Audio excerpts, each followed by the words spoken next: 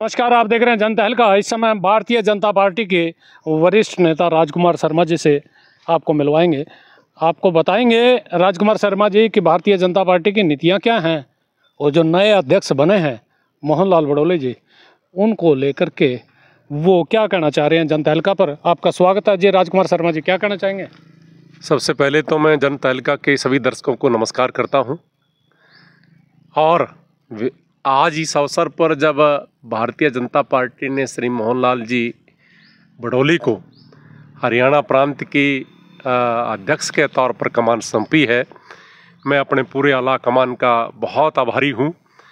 और हम सब के लिए ये बहुत ही खुशी का विषय है कि एक आम कार्यकर्ता, गांव का रहने वाला, गांव की समस्याओं को जानने वाला, सभी कार्यकर्ताओं से समन्वय रखने वाला व्यक्ति को अपने ही बीच में से भारतीय जनता पार्टी ने नेतृत्व कमान सौंपी है। और उस समय में सौंपी है जब हरियाणा विधानसभा का चुनाव लगभग 3 महीने बाद होने वाले हैं। तो मैं दूसरी बात ये कहना चाहता हूँ कि मोहन नहीं, ये तो जैसे महाभारत का युद्ध हुआ, न्याय अन्याय का जो युद्ध था, जैसे भगवान श्री कृष्ण ने सारथी बन करके धर्म के युद्ध को जीता था कुरुक्षेत्र में, उसी प्रकार से आज भारतीय जनता पार्टी के हरियाणा प्रांत में संगठन के सारथी श्री मोहनलाल बड़ोली जी बने हैं। और जब मोहन सारथी हो तो निश्चित तौर पर भारतीय जनता पार्टी तीसरी बार भी हरियाणा में अपना परचम लहराने वाली है। और ये शुभ लक्षण इसलिए भी हैं क्योंकि एक पूरा समन्वय के आपने राजस्थान से कितने अनुभवी नेता को, जो राजस्थान भारतीय जनता पार्टी के अध्यक्ष रहे माननीय श्री सतीश पूनिया जी, वो आज भारतीय जनता पार्टी के प्रभारी के रूप में हरियाणा प्रांत में कार्यकर्ताओं के बीच में रह कर के कार्य कर रहे हैं। और लगातार जो हौसला, एक उम्मीद, जो ऊर्जा भारतीय जनता पार्टी के कार्यकर्ताओं को दी जा रही है।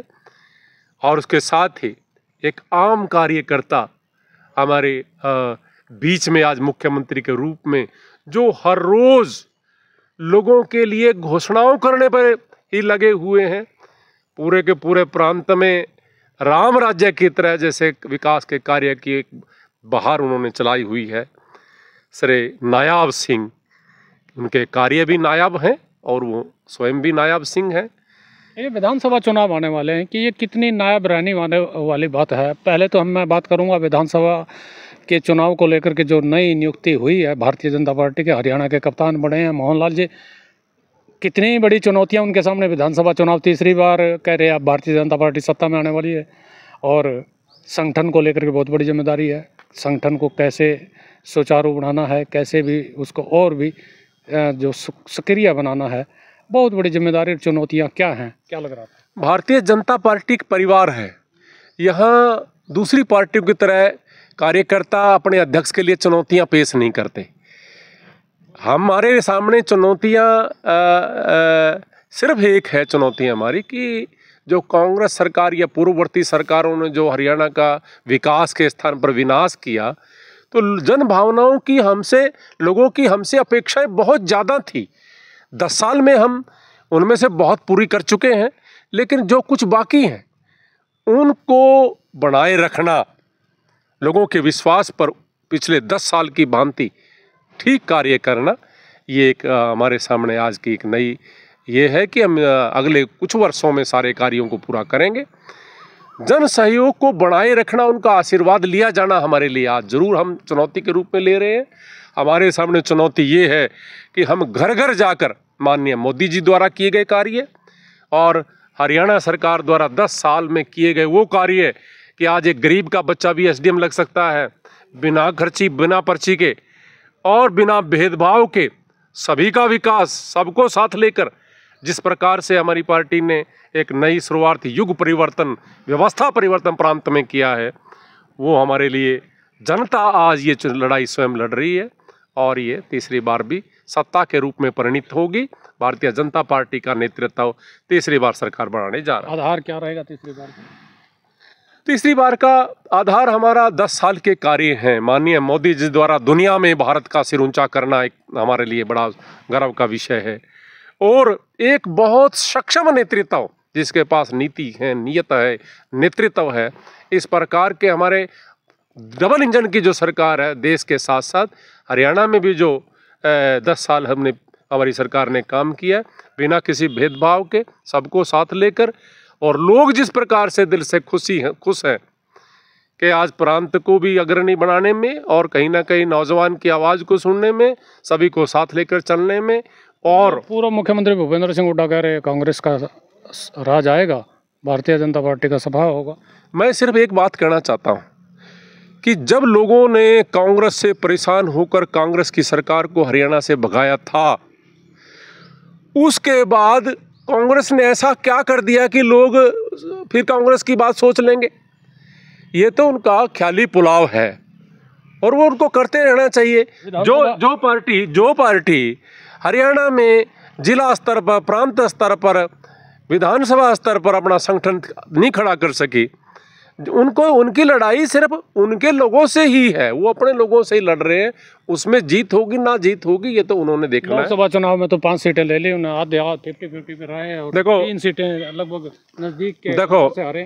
देखो निर्मल जी, मैं एक बात बहुत ही अच्छी तरह से आप भी जानते हैं, सब लोग जानते हैं, किस प्रकार से एक मिथ्या प्रचार के संविधान को बदल देंगे, संविधान का बदलाव होगा, लोगों के अधिकारों को फर्क पड़ेगा।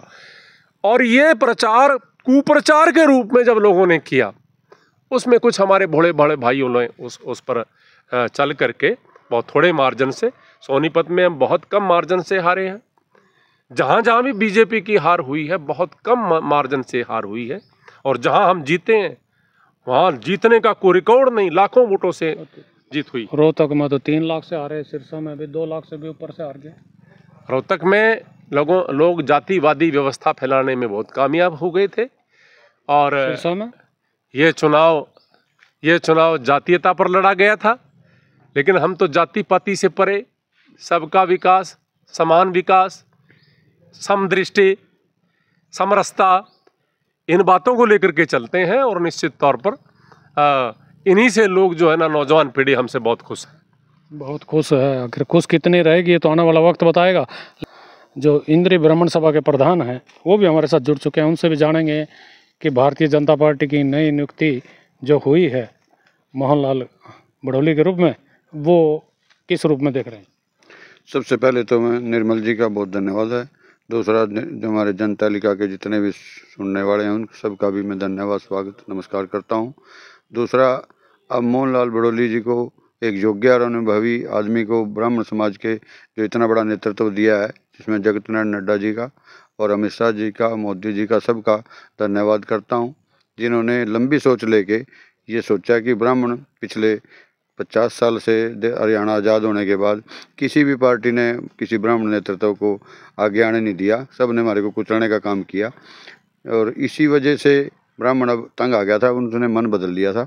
और अब हमें ये लगा है कि ब्राह्मण दोबारा वापस बीजेपी के साथ रहेगा, और उसमें पूरे तन मन धन से हम सरकार बनाने में पूरा सहयोग करेंगे, और हमें ज़्यादा से ज़्यादा टिकटें भी दी जाएँ।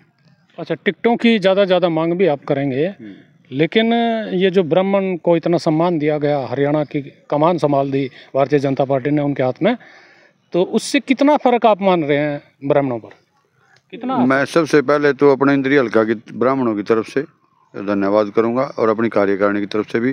दूसरा, मैं भी पिछले 40-35 साल से समाज से सभी बिरादरियों में जुड़ के साथ रहने का काम करता हूं। मैंने जो देखा है उसकी कार्यशैली देखी है, जो मोहनलाल जी बड़ौली हैं उनसे मिले हैं, तो उनकी जो, और नायब सैनी जी पे जो बोल बाणी है, बैठ के बात करने का जो नज़रिया है वो इतना अच्छा है कि कभी गुस्सा नहीं आता, रात को दिन में किसी टाइम मिले। जबकि हमारे मनोहर लाल जी से पहले वो तो धमका भी देते थे, जबकि मैं बीजेपी का समर्थक हूँ, जो बात कहनी है वो कहूँगा, लेकिन उससे उस बात में राज में फ़र्क है। वो डेली कुछ ना कुछ अच्छी नीतियों को लेके आए। जैसे अब किसानों की जरूरत थी भाई, पिछले 8-10 साल से बिजली के कनेक्शन नहीं मिल रहे थे, अभी उन्होंने बिजली के कनेक्शन भी खोल रहे हैं, लोड के लिए भी। डेली कोई समस्या है उसका निवारण करने की कोशिश की जा रही है। इससे हमें लग रहा है कि आने वाला समय फिर बीजेपी का है। धन्यवाद, शुक्रिया।